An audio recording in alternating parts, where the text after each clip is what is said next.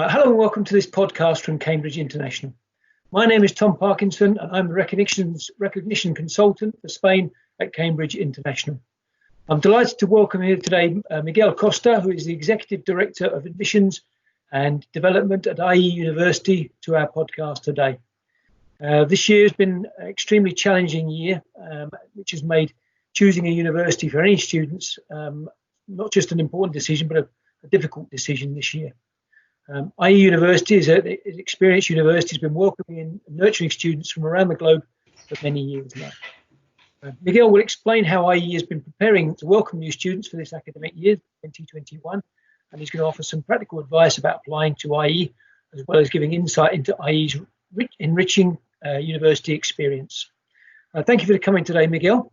Perhaps you could start by telling us a little bit about IE University and your role there.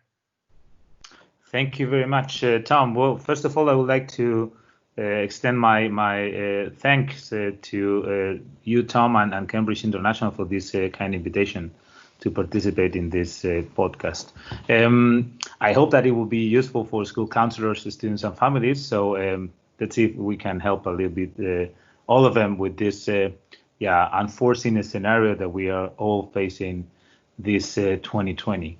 Yeah, IE University is a top international university in Spain. We have two campuses. One is located in Madrid, in the very center of Madrid, financial district of Madrid, and the other one is in Segovia, which is just 20-30 minutes away from Madrid by high-speed train. We are a truly international institution recognized for its quality of teaching and learning, and we have almost 140 nationalities represented in our campuses.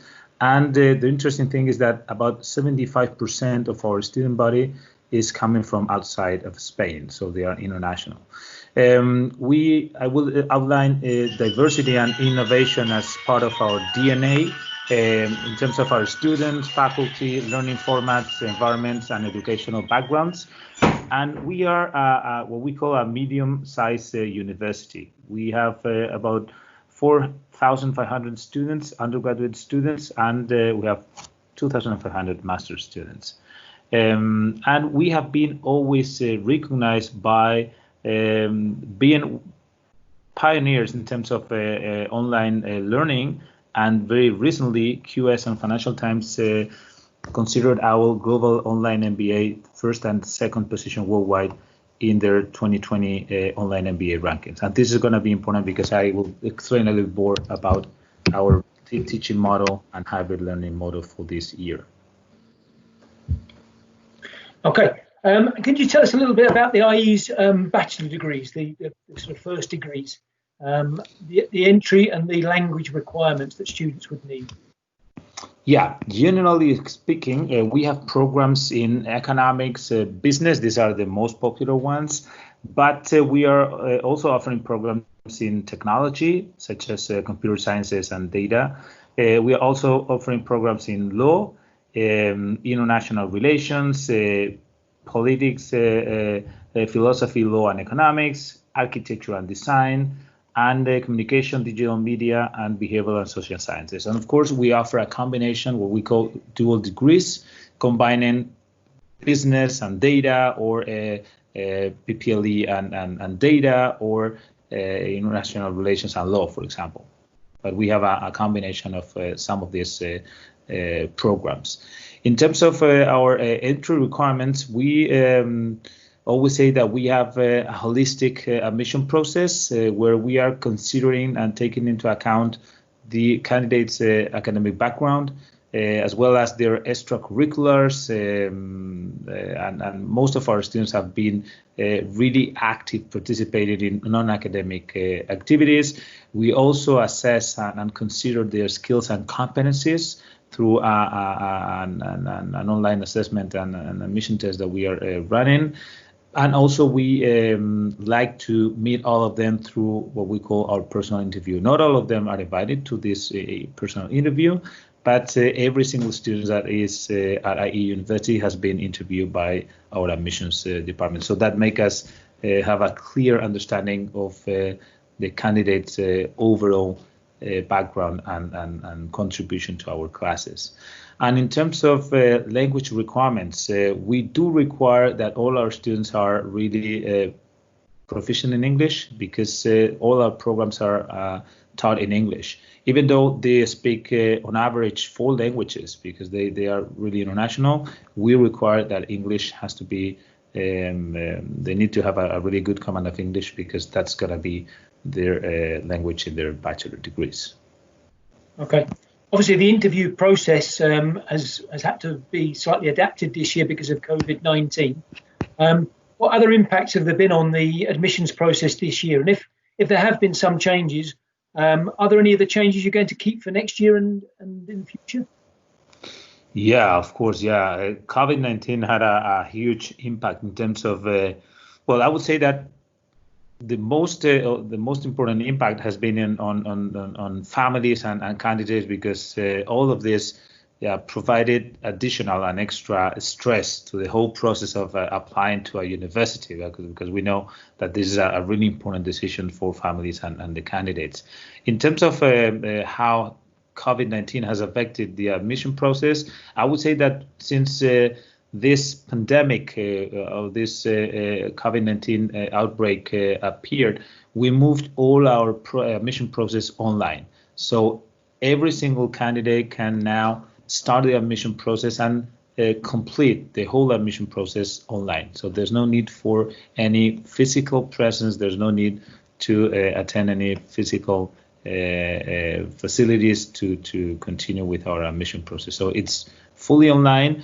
And what we have decided is that probably, even though it was about 75% online, we have now decided it will be fully online for now onwards, because it provides a lot of flexibility. It's much more efficient, and we can provide this alternative at this format to our candidates. So it will remain fully online from now onwards. And that includes the entrance exams as well? Yeah, as well. Yeah, we are now conducting in this month around 25 to 30 tests every week all over the world. So, and we have been, this is not a peak time, because you know that many of our students are now preparing for their final exams, but in the peak times, we have been able to deliver and conduct nearly 100 admission tests per week. So it means that we are running about 3,500 admission tests per year. So we are able to do that. And it's also interesting because we are using some of these platforms that the students are being now used to, which is Teams or Zoom. So we are using this kind of applications in order to make that possible. And how about IE's recruitment numbers? Are they down this year because of the COVID-19? People frightened to move to Spain? Or? No, surprisingly not. We were really concerned, as all of us. I think that when this COVID-19 pandemic just appeared, because it seemed that of course, the most affected probably would be international education, in terms of, hey, how are students willing to move from their home countries to a different country with this unsafe situation? But surprisingly, what families and candidates were expecting from universities is to be able and make a movement in terms of, hey, what are you going to do? Okay, you are supposed to train, to educate, and we are supposed to learn from you. So what are you expecting to do in September? So they gave us some time. Of course, we moved all our programs online as soon as this pandemic outbreak appeared, and we were delivering online, and we are now delivering what we call, and I will explain this a little bit later, what we call our hybrid methodology, which means that we have people in class in a face-to-face format or in person, but we have at the same time other people that are connected from their country. So we are we surprisingly, our numbers have increased. We are now about 15% increase applications and enrollment from compared to the last year, which is something amazing. When I explain this to some of the peers, they get surprised because I think I was the other day talking to some parents and candidates, and I would say that probably this lockdown has reinforced the idea of some students that they don't want to stay at home because they have been intensively living with their families and parents, that they say, hey, I have it really clear now that I want to just go abroad or try to have this international experience. Absolutely, yeah. As you know, Miguel, the A-level results come out in mid-August as they always do. Will Cambridge International AS and A-level students be accepted in the same way this year for entry to undergraduate courses as always, despite the different approach to awarding the grades? Yeah, definitely, yes. Yeah, we have been working with Cambridge International and the A-levels for a long time. So we have a clear understanding of what they are assessing, what it means, and how we have to read the A-levels results. So we have been in touch with the Cambridge International Assessment, and we have been informed about every single step that they were taking and every decision that you have been making. So we are quite comfortable by having a comprehensive understanding of what it would be in this year in terms of being a different scenario. But we feel comfortable. We rely on the A-levels, and of course we'll be accepting them as it has been in the past. And even though being aware that it has been a difficult year for them, we know that it's a good way of assessing the candidate and the student's performance. So we feel really comfortable even in this year that has been a difficult and different year. The courses at IE are delivered in English and Spanish, mostly in English. Are Cambridge International applicants able to use their IGCSE in English language as proof of proficiency? Are both qualifications, first language English and English as a second language, considered acceptable? Yeah, even though we accept all of them, our admission process is fully in English. Okay, so we can our admission test is also in English, where we are assessing their skills and competencies, and we have an online interview through Kira Assessment, and we have an in-person or online interview with an admissions representative. So we are able to assess as well their command and their level of English while they are through the admission process. So we welcome all these kind of Cambridge GCSEs or qualifications from Cambridge in terms of language performance, but we test all of them in our admission process, even though on average our students speak 4 languages. So I always say that when you learn the first language, it's really difficult, but once you have learned a different language, to learn the third or the fourth one, it's much easier for you. So they are really good at in learning different languages, and even when you have come to our campus, Tom, you can, when you are walking around, you can listen to the students that they are speaking in many different languages. They are taking advantage of this different approach to languages to practice and learn their languages. That's one of the first things you notice as you arrive at IE is the amount of different languages that are being spoken, and it is an impressive thing to see and to be a part of. You mentioned before about how teaching would look, and there will be some online and some in university. Can you explain a little bit further about that, how teaching is going to look in September? Yeah, in order to make our proposal this year, we have considered our previous experience, as I was mentioning at the very beginning of this conversation, with our executive online MBA programs that we have been delivering since 2005. So we feel really comfortable with our methodology. We call it hybrid learning or hybrid methodology, which means that we are able to combine in the same space and at the same time people that are not in that place. Okay, so that's what we call hybrid scenario. We are gonna make that people are going to be in person in our class, the professor is going to be in our class, but other students might be in their home countries, okay? But they're going to share that space, that classroom, so they can participate, they can feel that they're part of that classroom, they can ask the professor, and professor can ask all of them. So it's a really interactive experience. Yep. In order to do that, what we are what we have been forced to is to split every single group into 2 different groups. So we will be offering one group in a morning schedule, and another group is going to be offered in the evening schedule. So we can make that people that are in the US or Latin America, by being in the evening group, they will be able to attend if they are in their home countries, because that's going to be working hours for them. But people that are in Europe and or might be in Asia or Middle East, they will be located in these morning groups. So they will be able, these people that might be at their home countries, will be able to join and attend these classes, even though they're not going to be in person. So we are going to face this hybrid methodology in September.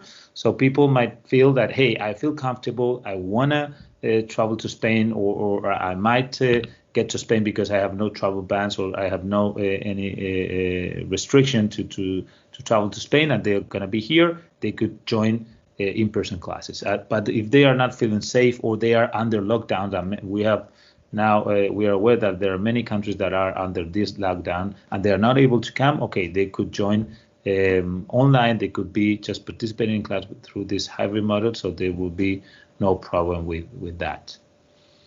It sounds like you've been very well prepared for it, and I'm sure that'll give the families a lot of confidence that they've made the right decision. Do you expect the bachelor degree students all to start in September, or whether that be on campus or online, or will there be a January 2021 entry start date? No. Yeah, all our programs, we will start in September the 7th as it was planned before COVID-19. So in fact, COVID-19 has not affected our starting dates, because it was already scheduled for September the 7th. What we are going to do, as I was mentioning before, is offering this hybrid model. So for those people that are not coming to Spain by that time, the 7th, September the 7th, they will be able to join the program. They will be able to join classes from their home countries. Okay, so that leaves and takes out of all of their decision making the visa requirements, because they are not going to have this pressure on getting their visas, or they're not going to have this pressure on, what if I am under this lockdown and I'm not able to join classes? How long would you delay my participation in the program? Would it be a problem? So we are going to be quite flexible. So as we are going to be under this hybrid model, it doesn't matter. You could start in September from your home country, and you could be there until October, November, December, whenever you feel safe, whenever you want to travel, whenever there are no travel bans. And what if the worst scenario may appear, which means that there is a second outbreak in October, November? Okay, we all hope that this is not going to be the case, but what if this happens? We are going to deliver, and we are extending this hybrid model for the whole year. So that will mean that we are going to start in September, but if in the second or spring semester and next year there's an outbreak, or if there's no, we're going to be delivering and offering this hybrid model. So people could either choose to come to IE and join IE whenever they want, September, October, November, January. They will be able to follow the classes, or they can just come from the very first of September. If they are coming to our campuses, of course, we have prepared and set out a number of decisions in order to prevent and make sure that IE is going to be a safe and healthy place. For example, we have reduced our classroom occupancy rate, and we are going to make it half size. So classes that were about 54 people, they're going to be 27. So we're going to leave a free seat between them. So they're going to be quite separate to prevent and to keep this social distancing.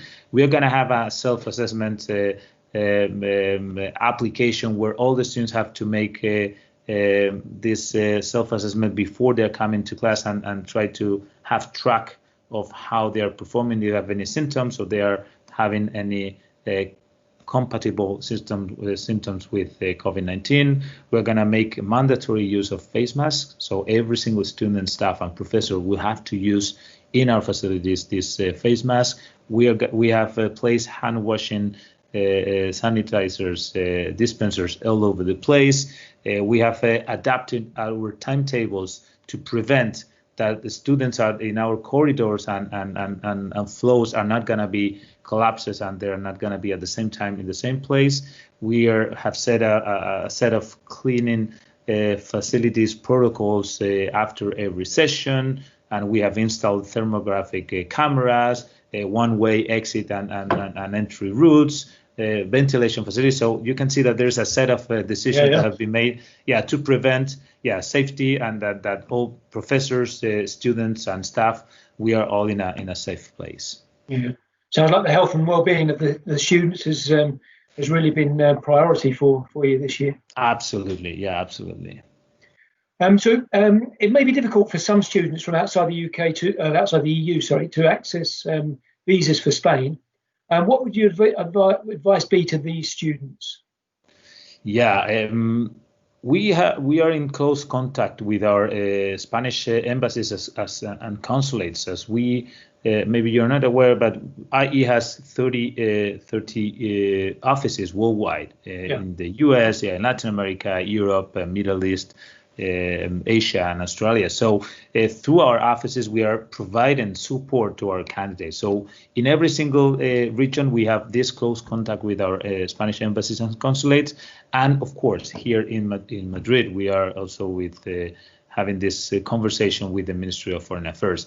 The first thing that they are trying to offer is flexibility. For example, I was sharing with some families that the students that were during this year at IE, that after the pandemic, they went to their home countries, that for the visa renewal, they have to be here in Spain and they have to ask for that renewal physically in Spain. So this year, being aware of the situation, the Spanish consulates and embassies have exceptionally allowed all of them to ask for this renewal in their home countries, in the Spanish consulates and embassies. So they do not need to be here in Spain to renew their visa, their student visas. So they are telling us that they will be quite flexible. They are considering electronic documents as well in order to prevent physical and contact with the candidates and staff at the consulates. But we are aware that some consulates might be closed right now because it depends, and that the situation is quite different depending on the part of the world that we are talking about. So if in some specific countries now, because they are in the top of the pandemic, the consulates are now closed, they are offering some kind of electronic assistance, or even in that case that they will remain closed for a long time. It wouldn't be a problem, as I was saying, because these people that are not able to get their visa could start in their home countries and they could join and come and travel to Spain as soon as they have their visa. So, and we have and this is important, we have a department which is called the Student Services Department, which is in charge of helping all our students and give them support with visa and accommodation. So these people are in close contact with every single embassy and consulate. They know the officials and in these embassies. So whenever there is a problem, whenever there's a situation which is getting a little bit complicated, they can give that assistance and support, and they get in contact with the consulate or embassy in order to push a little bit that visa requirement. So they are really providing valuable support in that sense. Okay, that's excellent. Do you have any final advice for students who've completed their international A-levels this year and are hoping to start at IE in September? Yeah, I am. I think that this year is the year to make this to our students. I always say that we are all, we have been at some point in our lives 17, 18, and this is time for reflect, for having fun as well. And I always tell parents that this has been a really tough year for all of them. This is going to be a what we call the resilience generation. They have not been able to celebrate their 18th birthday or anniversary. They have not been able to go in Europe, with the Interrail. They have been lacking many of their personal experiences that they are having when they are 18. So we need to give them time to enjoy, to relax, to refresh at the same time. So what my recommendation is to enjoy summertime and come to IE University fresh, committed, and full of energy. That would be the best advice that I think that we could bring to all of them. Okay, excellent. And finally, in the background, your background, I can see the impressive new IE building alongside the 4 towers. Can you tell us a little bit about the new building? When it's opening? Well, it's going to be state-of-the-art facilities in the north part of Madrid, in the financial district. And it's going to be a 34-floor building in this new area of Madrid. And we are all excited about this new building. It's hopefully it's going to be ready before summertime. We were expecting to have it a little bit earlier, but COVID-19 has also affected this lockdown of this building process. But we are expecting to have it before summer 2021.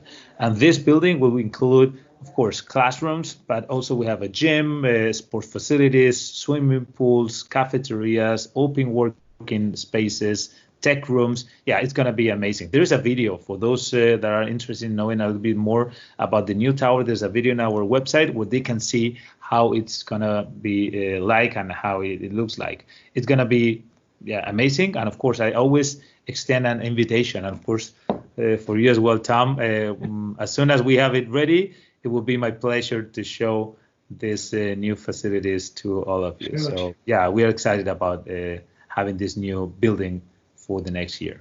Excellent. Well, Miguel, that's all the questions I have. Thank you very much. It's been really insightful. I'm sure there's some excellent information that the students can use there, and potential students as well. Just one final question. IE is not full for September. There are still places available, or? We have what we call a rolling admission process because we have people that, as I was mentioning, this diversity that we have students that have already enrolled for 2021. Okay, so that means that they are already enrolled for not this September, next September. So we know that, many circumstances may occur or may happen in this decision. So we have this rolling admission process. So we are still running our admissions for this year and next year, and it's only a matter of having seats available. I always say that, in some specific courses and programs, we have to open a waiting list because we have already full or reach our full capacity. But as we have people that have been enrolled, 1 year ago, and especially this year with this lockdown and pandemic, we know that there are movements. There are people that are unfortunately having to leave that spot. So my recommendation, if is anyone interested in IE, we have the rolling admission process to apply right now, and let's see, we have some spot for next year. By now, or up to now so far, we have still some spots available, and in case that waiting list may occur, it is quite it has movement. So there's there's possibility to start if they come this year. Okay, perfect. Well, once again, Miguel, thank you very much for all that insightful information. Stay safe. I hope everything goes well in September. Clearly, you're well planned and well prepared for it, so I'm sure it will do. Thank you so much, and I hope to see you in September as well. Or as soon as possible. Hopefully. Thanks very much. Thank you so much.